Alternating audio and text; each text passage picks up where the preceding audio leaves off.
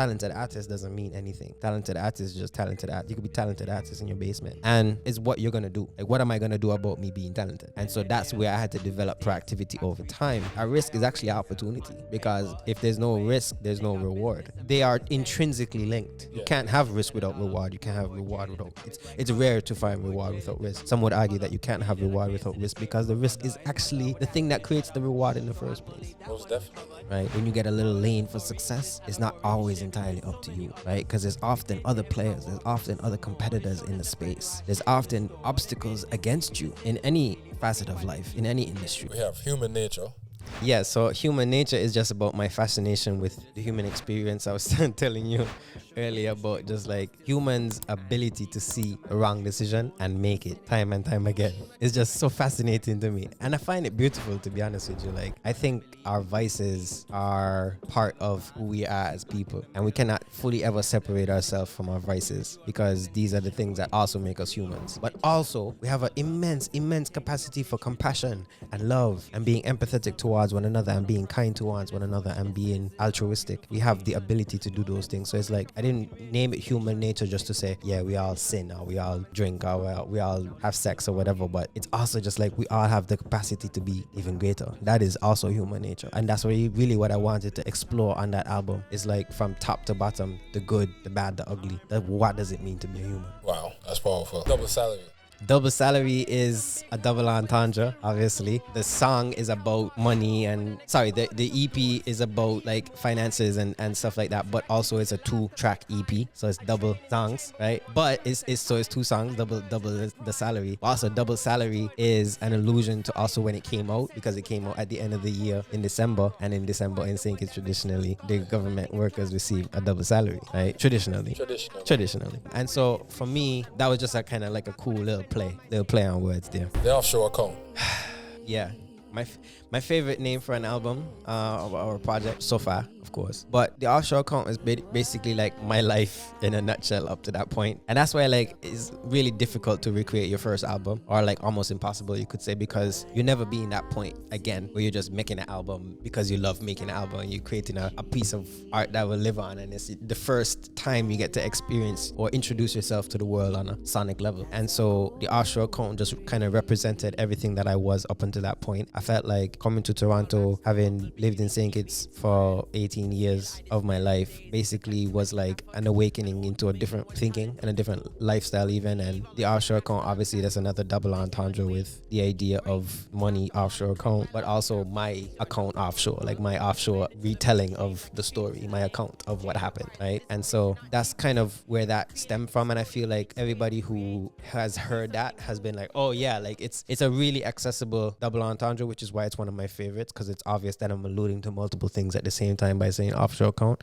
And whatever it is that you bring into it is also a part of it as well. So it's really nice for the audience or the listener to be able to bring their own experience into what the offshore account actually means. I'm going to essentially pull a few lines from some music. Yeah, let's do it. And just have you like talk about for sure what this means to you, essentially, because I think there's a lot of gems in the music. And as you were saying earlier today, every time you listen, my Dark Twisted Fantasy, you find something new. Yeah. And I feel like it's the same sort of thing. And it's really cool to get your perspective. So, King Ellie, we have been beating this quote dead, man, like beating the dead horse. A risk is a chance when you take it, and a lane will only appear when you make it. That's one of your favorite quotes too. Yeah, without a doubt. Because that shit applicable in many aspects of your life. Yeah, without a doubt. A risk is a chance when you take it is basically just telling people that to not be scared of their dreams. Most of the time, there's that like jumping off point where you have to go from like whatever you were previously doing inside your comfort zone to what you want to be doing in the future, which is likely to be outside of your comfort zone. Yeah.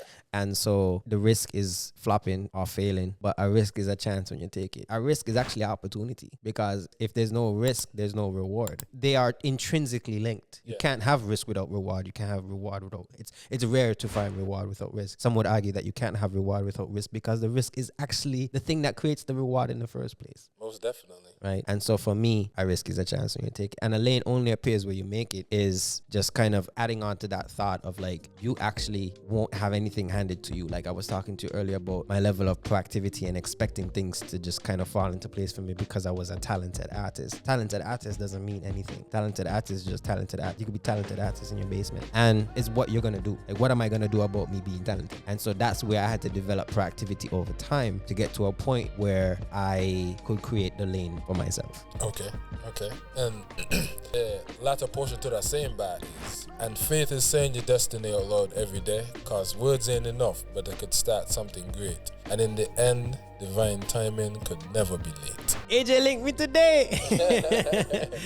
Yo, it's so interesting to me how so many times in my life I have been so impatiently waiting for something, and then like when I got it, I was just like, okay, this is great, I'm on to the next thing. But you are not in control of when your moment happens. When you get a little lane for success, it's not always entirely up to you, right? Because there's often other players, there's often other competitors in the space, there's often obstacles against you in any facet of life, in any industry. And so for me, faith ain't enough, but it could start something great. Sorry, words ain't enough, but it could start something great. It's like, that's putting the key in the ignition. I have a dream that one day I can be a full-time artist and live and thrive and pursue my passion. I could say that out loud, and that ain't enough, but it could start something great. I still need to do the action afterward. I still need to follow through on what it is that I'm saying I'm going to do. But the word is the most powerful part, because that's the first action. And then you go from there. So it's about implementing the things that you say into real life. So essentially, that's you're already set. Yeah.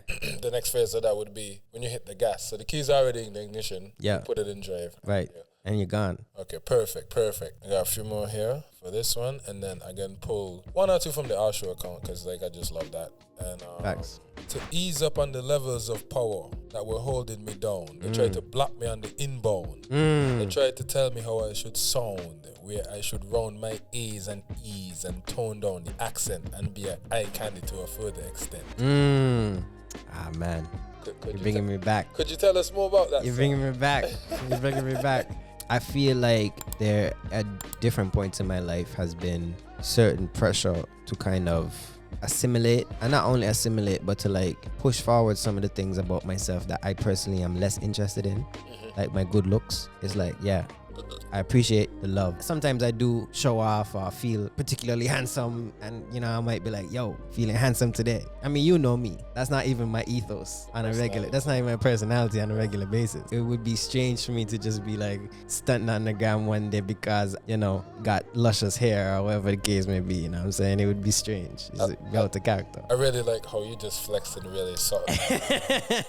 But you see how it sounds already? Like, I ain't even got started yet. Like, it already sounding crazy. Like Cat Williams. Like, sit back there and say my hair ain't luxurious when you know it is, bitch. Exactly what I saw. On me, no silk press. On me, no silk press need. Know what I'm saying? So for me, it's like, yo, that's not even my ethos. There's some far more important things that I'm interested in. Yeah. Right. And then also the rounding A's and E's is just like the resistance that I initially felt when I first came to Toronto. I had to like code switch a little bit and like practice code switching and whatever. Like I was telling you before, like now I do it without even thinking. Actually, somebody asked me the other day, what do I think in? That really threw me off. I was like, damn, that's crazy. Like I didn't even conceptualize that. I'm like, so then my answer to them was like, I think in my Kittitian accent, but do I? Because I'm just thinking, like I'm not even cognizant of what it is. But then obviously based on who I'm speaking with or the platform or where I am or whatever the case may be, those things will also determine how much or how little I choose to code switch. So it was just kind of like talking about that, like just the back and forth that you constantly feel even internally to like find that right measure of communication based off of who you're talking to and on what platform you're talking on. That's also why I bring it up too, because it's like, it's something that you deal with on a daily basis, right? Yeah. When you live abroad. And what I thought about earlier when you were speaking about just having to assimilate is when I went to convent and people from overseas would come to convent. Yeah. They would be having that experience that you're having. Yeah, exactly. It's like the reverse almost in a certain way. And no matter where you go, when you're in a different community that is not necessarily your own, you're going to be an outcast to a certain degree. You know what I'm saying? It's inevitable. It's about how well you can adapt and how well you can deal with that. We're talking about some folks who, the other day, who go overseas for different schooling or whatever opportunities and they're not able to do that, or they end up not making it or not choosing to stay for whatever reason. But I can totally understand that because you are made to feel like an outsider. From the time you get there to the time you leave, you're made to feel like an outsider. You know what I'm saying? You could be cool with that and be like, okay, yeah, I'm an outsider. It's okay. For me, it's like I even took that a step further and I'm like, I'm going to use that as a superpower. I'm going to use that as my special ability. I am different. Thank God I'm different to the rest of you. To the rest of you got me dead. You know what I'm saying? So it's like, give thanks for that. I appreciate my uniqueness. If I was just like every other Torontonian or every other Canadian, then I would have to find some other way to differentiate myself. But it's very clear the very moment I open my mouth, for the most part, unless I'm deep code switching. But when I start speaking, is not Torontonians are immediately aware of the accent, whether or not I'm trying to put it on or not. Just in terms of my life experiences, the things that I would talk about or the things that I would know about is a different set of information. Like I know so much more about other countries or wherever the case may be because their education is mostly focused geared towards Canada itself and learning about Canadian history and stuff like that. So they probably know more about that than I would. So I wouldn't necessarily be able to have a conversation about some shit that happened back in Canada back in the day and whatever the case. But then I also have a lot of other world history knowledge that they wouldn't necessarily have access to. So it's just about like finding common ground, but also like understanding that no matter what, you're going to have a different perspective on life. Millionaires, Juda states, tax-free savings, IRAs. On paper, a simple wage, but they got business and business pays. And global wage sits at $1. You avoid jail if the crime is white collar. You avoid jail if the crime is white collar. Pity that I can't